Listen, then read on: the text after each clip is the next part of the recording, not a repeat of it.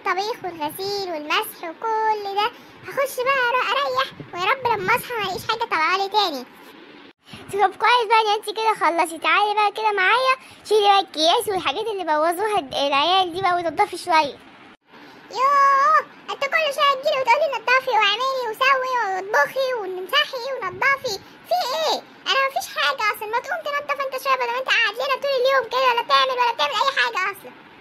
ما انا اللي في اجازه، انت مش عايزيني كمان في الاجازه اروح انضف واساعدك في المطبخ ولا في اي حته واعمل معاكي؟ ما انا المفروض واخد اجازه يعني استريح شويه من الصداع اللي انا كنت فيه. طيب ماشي. عامل ايه يا صاحبي؟ ايه اخبارك؟ امتى بقى نتقابل النهارده على القهوه؟ الساعه 7؟ طيب ماشي، هستناك. يا سلام، يعني انت سايبني لوحدي وعمال تتكلم في التليفون، وهقابلني امتى وهقابلك امتى يا صاحبي، وعمال تاكل وتشرب؟ ماشي والله، انا سايبالك البيت وماشي.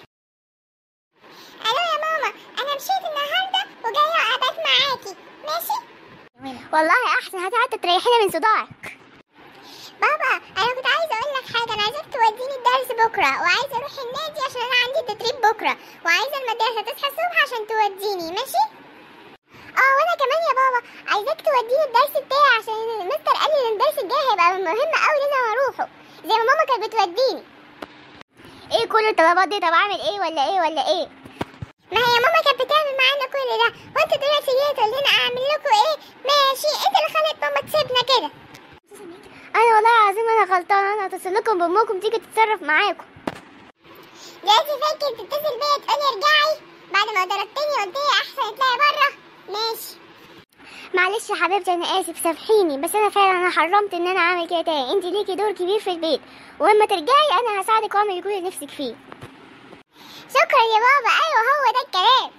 هي ماما جت اخيرا، ازاي تسيبينا كده لوحدنا يا ماما؟ معلش يا حبايبي، بس انا كنت المفروض اعمل كده عشان اعلمكم.